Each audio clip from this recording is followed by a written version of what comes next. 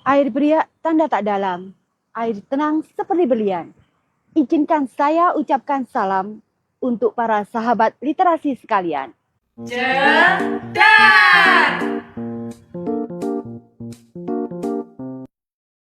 Assalamualaikum warahmatullahi wabarakatuh. Sahabat literasi bertemu lagi dalam Jedar, cerita anak dalam jaringan. Sahabat literasi yang ada dimanapun, sebelum saya memulai cerita saya, coba sahabat literasi tebak dan lihat kali ini saya berada di mana dan tempat apakah ini. Tempat ini sangat bersejarah loh bagi bangsa Indonesia karena memegang peranan penting pada peristiwa pemberontakan PETA. Dan siapakah tokoh pemberontakan PETA?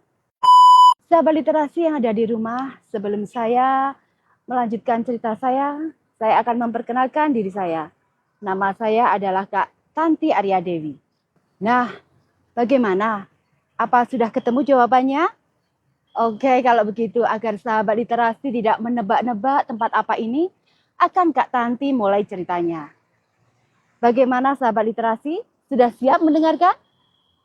Cerita ini akan saya mulai dari kelahiran seorang bayi laki-laki dari pasangan suami istri yang bernama Darmadi dan Rahayu. Tepatnya tanggal 23 April tahun 1923 di kota Trenggalek.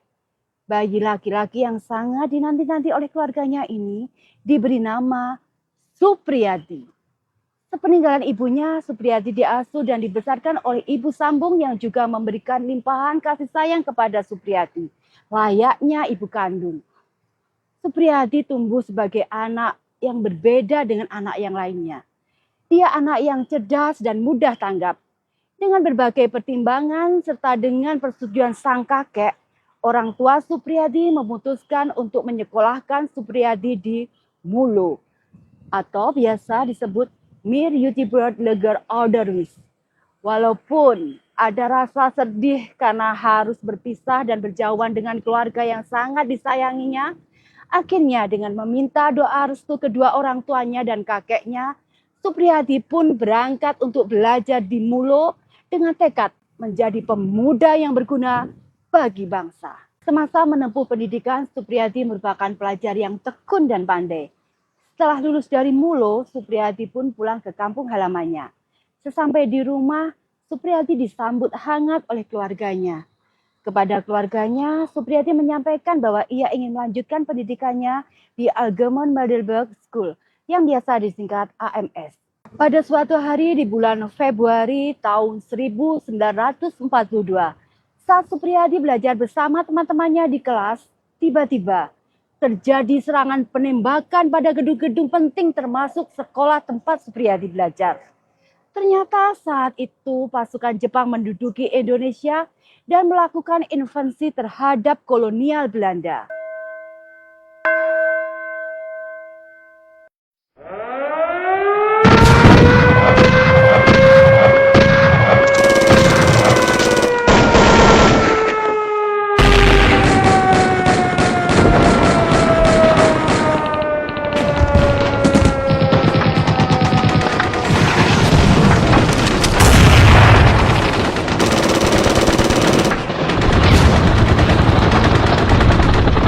Saat Jepang masuk ke Indonesia, sekolah Supriyadi sempat dihentikan oleh Jepang.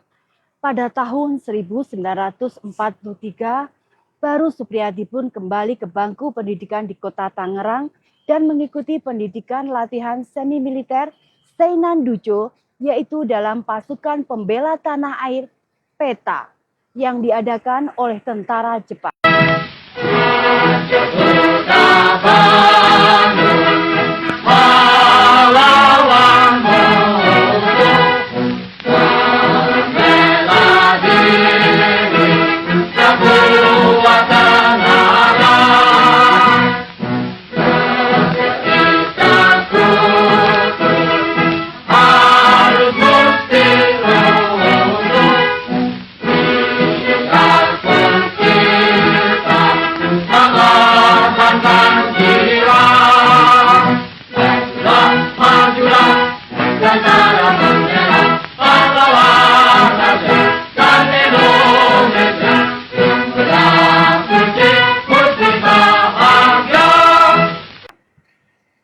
Kecakapannya saat pelatihan, Supriyadi pun mendapat penghargaan dari Jepang. Pada awal tahun 1944, Supriyadi bersama peletonnya dipindah tugaskan ke wilayah Kota Blitar. Selama bertugas, Supriyadi melihat penderitaan yang dialami para Romusa. Siksaan tentara Jepang yang tidak manusiawi kepada rakyat Indonesia membuat hati Supriyadi merasakan sakit. Mereka benar-benar kejam. Namun kemarahan itu dipendam Supriyadi dan hanya tertulis pada surat untuk keluarganya. Suatu hari Supriyadi mendapatkan kesempatan untuk pulang.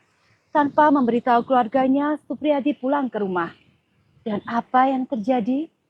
Ternyata ayah Supriyadi sakit karena terlalu dipaksa untuk bekerja keras oleh tentara Jepang. Kejadian ini menambah sakit hati dan geramnya Supriyadi kepada tentara Jepang. Malam itu juga Supriyadi bergegas kembali ke markas PETA. Beliau melakukan pertemuan rahasia dengan Sudanjo Dr. Suryo Ismail, Sudanjo Muradi, Budanjo Halil Mangkudijaya, dan Budanjo Sunato untuk membahas perlakuan tentara Jepang terhadap bangsa Indonesia yang semena-mena.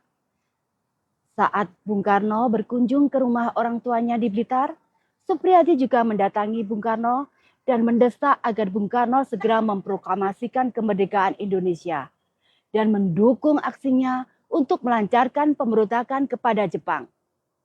Bung, kami dari tentara PETA sudah sepakat untuk segera melakukan pemberontakan untuk mengusir tentara Jepang. Sabarlah sebentar. Saya dan kawan-kawan masih mencoba lewat jalan diplomasi. Gagasan kalian itu terlalu gegabah dan belum mampu untuk menggalang kekuatan untuk melawan Jepang. Tapi Bung, tentara Jepang sudah keterlaluan. Ingat, kalian adalah tentara. Resiko kalian apabila kalah akan berhadapan dengan pengadilan militer. Akhirnya Supriyadi dan kawan-kawan kembali ke markas dengan sedikit kecewa. Tapi Supriyadi tidak patah semangat. Gagal berunding dengan Bung Karno untuk melawan Jepang, Supriyadi menemui guru spiritualnya yaitu Kiai Kasan Bendo untuk memohon doa restu dan menceritakan niatnya untuk melawan tentara Jepang. Kiai Kasan Bendo memahami niat mulia Supriyadi, walaupun kekhawatiran dan keraguan ada di benak beliau. Tanggal 13 Februari 1945, Supriyadi dan kawan-kawan mengadakan pertemuan rahasia untuk yang terakhir kalinya. Mereka juga mempersiapkan persenjataan dan bekal dalam perlawanan terhadap tentara Jepang. Tepatnya, tanggal 14 Februari 1945, sebanyak 360 orang pasukan melakukan perlawanan.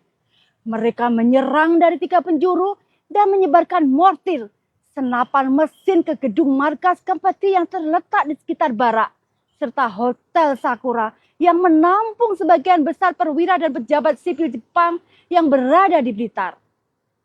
Akibat ledakan ini, memicu bentrokan antara serdadu PETA dan pasukan Jepang di daerah Blitar kala itu. Dengan mengibarkan bendera merah putih, para serdadu PETA itu menembaki menghunus pasukan Jepang dengan berbagai senjata yang sudah disiapkan. Namun, ternyata Jepang sudah mencium rencana itu. Diam-diam mereka menggerakkan pasukan PETA yang masih setia dengan Jepang dari daerah lain menuju pusat kota Blitar. Dalam 2 hari, perlawanan sporadis Supriyadi dan kawan-kawannya dapat dikendalikan. Tetapi pertempuran PETA ini menyisakan misteri yang belum terungkap, yaitu pemimpin pemberontakan PETA, Sudanjo Supriyadi, tidak diketemukan keberadaannya. Menghilangnya Sudanjo Supriyadi masih menjadi misteri hingga saat ini. Nah, sahabat literasi, dari cerita yang saya sampaikan, sekarang kalian tahu kalau saya sekarang berada di kawasan TMP. Taman Makam Pahlawan Raden Wijaya, tepatnya di depan Monumen PETA. Dahulu tempat ini merupakan lapangan upacara tentara PETA. Dan yang paling kalian perlu tahu, disinilah berdiri Monumen Potelat, di mana sang saka merah putih pernah dikibarkan pada saat pemberontakan Peta. Di belakang monumen Peta ini terdapat asrama tentara Peta, antara lain kamar Budanjo Halir, tempat rahasia Sudanjo Supriyadi dan kawan-kawan mengadakan pertemuan. Di sini juga ada barak kamar Sudanjo Supriyadi. Sahabat literasi, demikianlah sekilas cerita tentang pahlawan kita Supriyadi dan perjuangannya melawan penjajahan Jepang dalam pemberontakan Peta di Blitar. Sahabat literasi, ayo jawab pertanyaan berikut dan raih hadiah menarik dari Jedar. 1. Sebutkan 3 nama tokoh pemberontakan Peta. Yang kedua, apa nama monumen tempat pengibaran bendera merah putih saat terjadinya pemberontakan Peta? Nah, sahabat literasi, jangan lupa tulis jawaban kalian di kolom komentar ini. Buah manggis, buah kenari. Buah mangga, buah pepaya. Saya pamit undur diri dan terima kasih atas perhatiannya. Sampai jumpa di Jedar edisi berikutnya. Wassalamualaikum warahmatullahi wabarakatuh. Bagaimana Sobat Literasi ceritanya? Seru bukan? Yuk terus pantengin media sosial Din Perpusip Kota Blitar untuk cerita lainnya. Atau bisa juga datang langsung ke Perpustakaan Kota Blitar di Jalan Veteran nomor 75 Kota Blitar. Sampai jumpa di Cedar episode selanjutnya.